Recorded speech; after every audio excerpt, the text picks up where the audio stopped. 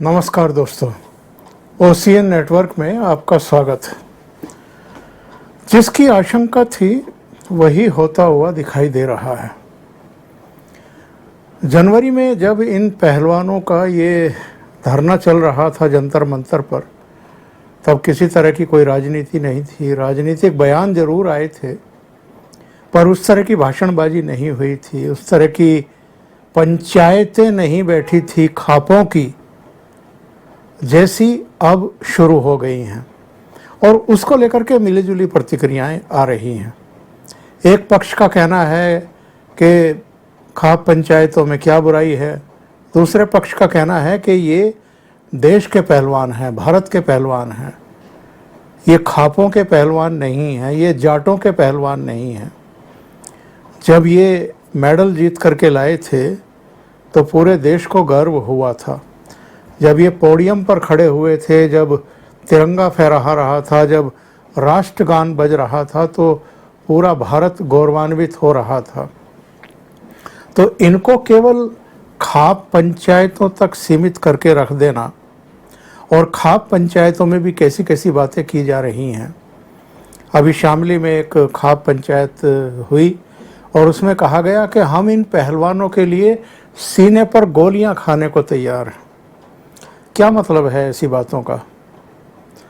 क्या इन पहलवानों को, या जो इनसे जुड़े हुए लोग हैं, या ये जो खाप पंचायतों की राजनीति शुरू हुई है, इसके जो चौधरी बैठे हुए हैं, क्या इनको दिल्ली पुलिस की जांच पर भरोसा नहीं है? हमारा जो जुडिशियरी सिस्टम है उस पर भरोसा नहीं है? सरकार पर क्या भरोसा नहीं है?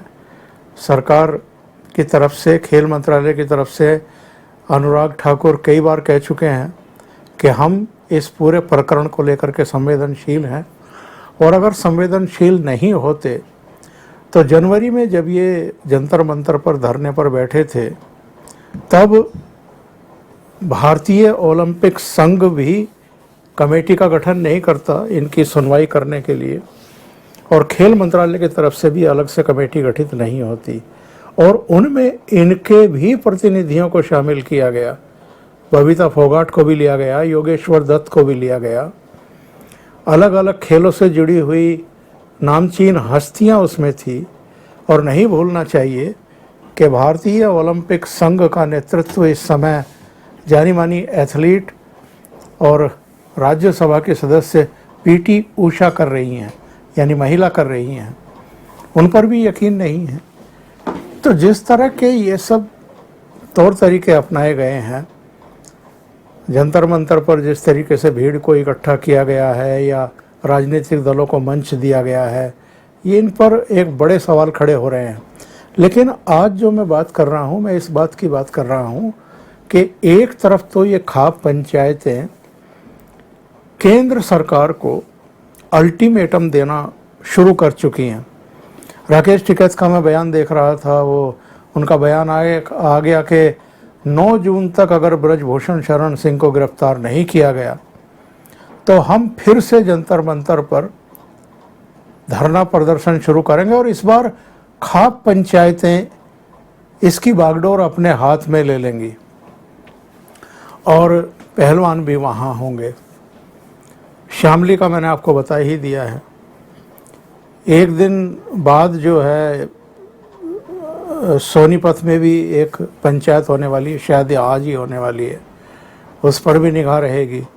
तो ये जो पंचायतें बैठनी शुरू हो गई हैं, अल्टीमेटम देने शुरू हो गए हैं, सीने पर गोली खाने को तैयार हैं, इस तरह की बातें की जाने लगी हैं, उसकी प्रतिक्रिया में अब यही काम जो है अगर साधु संत भी करने लगें, तब आप अंदाज़ा लगाइए कि ये चीज़ें कहाँ जा कर के थमेंगी, और ये क्यों की जा रही हैं, ये समझना भी अब कोई बहुत रॉकेट साइंस का काम नहीं है।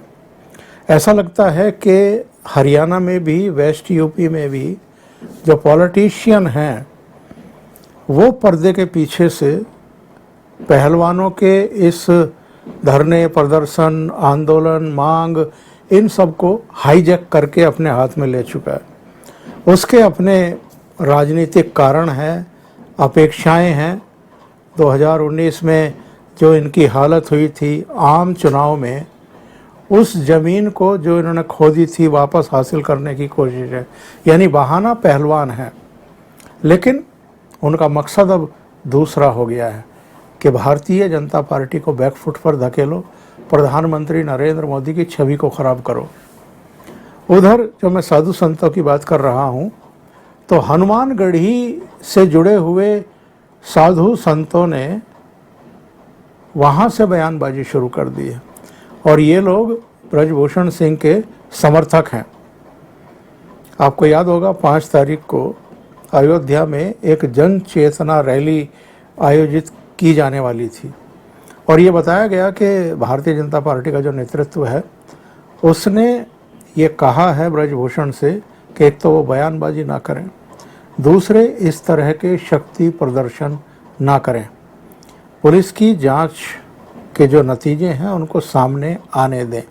और यही बात अनुराग ठाकुर ने कही है कि पुलिस की जांच के नतीजे आने के बाद कार्रवाई की जाएगी। खुलकर के कोई कुछ नहीं कह रहा है, लेकिन इस बीच ये भी खबर आई थी कि पुलिस को जांच में अभी तक कोई ठोस सबूत नहीं मिला है। जो छेड़छाड़ के, जबरन छूने के, बुलाने के आरोप लगाए गए हैं ब्रजभूषण शरण सिंह पर, उसके कोई ठोस सबूत ये पहलवान उपलब्ध नहीं करा पाए हैं। ये भी कहा गया था कि 10-15 दिन बाद स्टेटस रिपोर्ट या फाइनल रिपोर्ट भी पुलिस लगा सकती है। क्या होगा ये तो बाद की बात है, लेकिन जिस तरह की राजनीति अब खाप पंचायतों ने, कांग्रेस पार्टी ने, आम आदमी पार्टी ने, INLD ने हरियाणा में और पश्चिमी उत्तर प्रदेश में करनी शुरू कर दी है, उसी ही की प्रतिक्रिया का नतीजा है कि हनुमानगढ़ी के संतों ने ये कहा है कि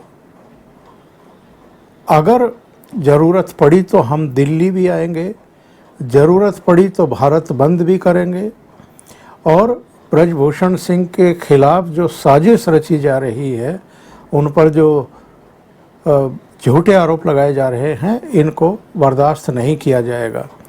यानी बजरंग पूनिया पर, विनेश फोगाट पर, संगीता फोगाट, साक्षी मलिक पर इन लोगों ने ये एलिगेशन लगाए हैं कि वो झूठ बोल रहे हैं और इनका ये भी कहना है कि ये सिर्फ हरियाणा के एक अखाड़े के इशारे पर हो रहा है, वहीं से मोटिवेशन मिल रहा है।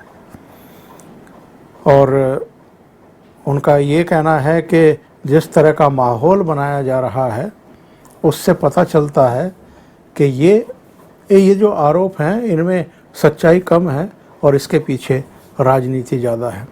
तो खाप पंचायतों के खिलाफ अब हनुमानगढ़ी के साधु संत भी खड़े हो गए हैं। अभी के लिए इतना ही। बहुत बहुत धन्यवाद। अगर आपको ये चैनल और इसके कंटेंट पसंद आ रहे हैं तो लाइक करें, कमेंट करें, वीडियो को शेयर भी करें। अभी तक अगर आपने ये चैनल सब्सक्राइब नहीं किया है तो सब्सक्राइब कर लें और साथ में लगे बेल आइकॉन को दबा दें ताकि आगे आने वाले वीडियो और उनके नोटिफिकेशन आप तक पहुंचते रहें। बहुत बहुत धन्यवाद। नमस्कार।